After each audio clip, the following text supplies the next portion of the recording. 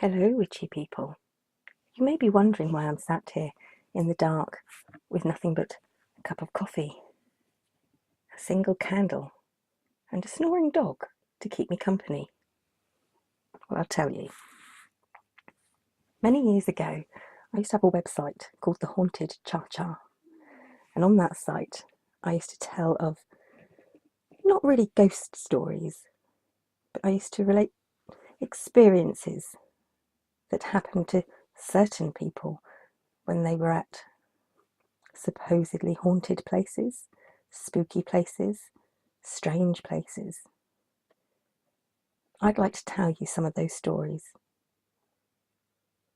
So, if you want a few minutes to sit down and join me in a cup of coffee, then do so, and we'll start.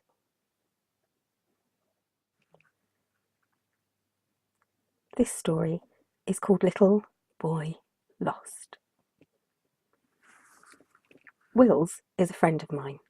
I have known for many years, since he came to live in Southampton and dated another friend of mine.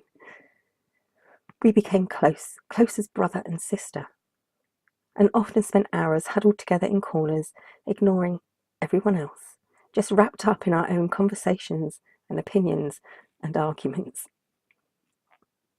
My home back then seemed to be the hub of everyone's daily life, and quite quickly Wills recognised that some people felt uneasy in certain rooms of my house.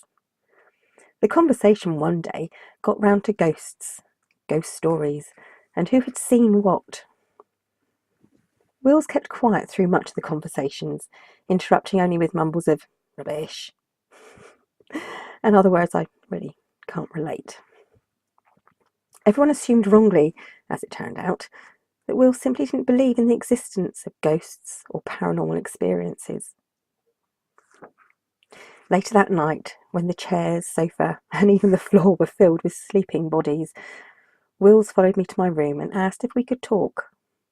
He told me that, well, actually, he did believe in ghosts, but that he believed other people just didn't tell the truth when it came to paranormal experiences.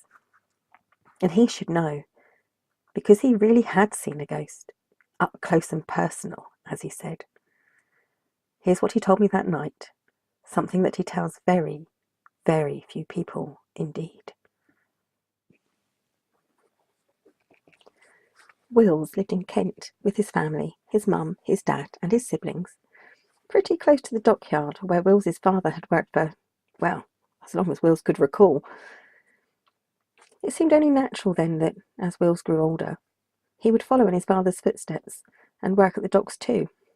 And that's how teenager Wills found himself sat with his father one morning at 3:30, driving down to work a weekend at the docks.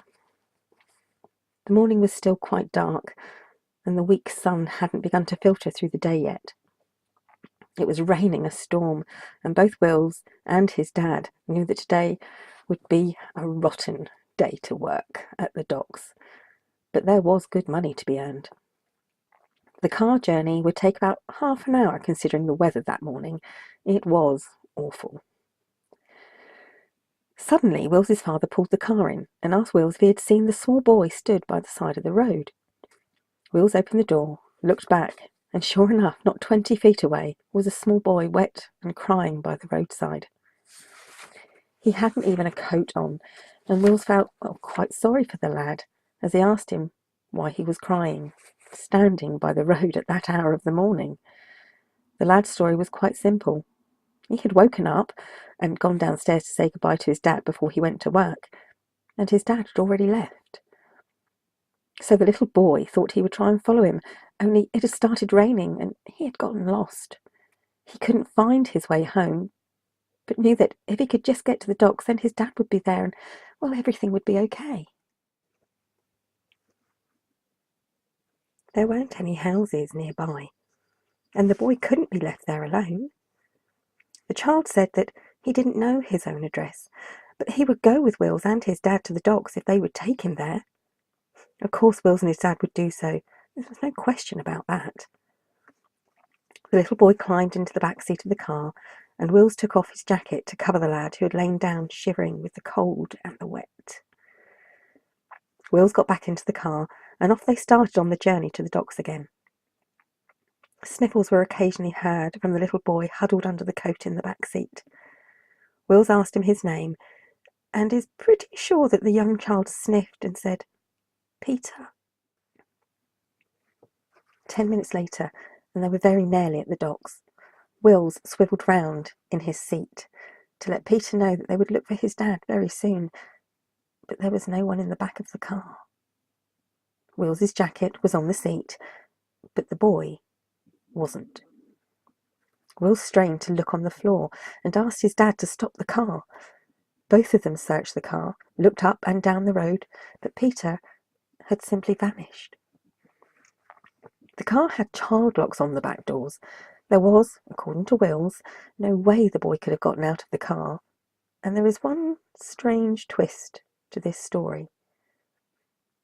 Wills had gotten the outside of his jacket slightly wet when he first got out of the car when meeting Peter. When he covered the lad with his jacket, Wills made sure that the inside was dry and covered Peter with the inside touching him. After the boy disappeared, the inside of the jacket was, indeed, very wet. The seat, however, was bone dry.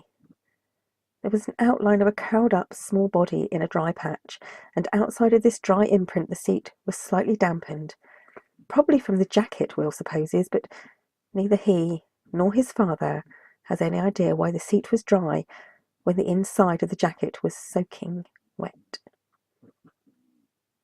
Wills left Kent that week. He's never been back. Not at all. And neither Wills nor his dad have ever discovered anything that connects the little boy with the docks.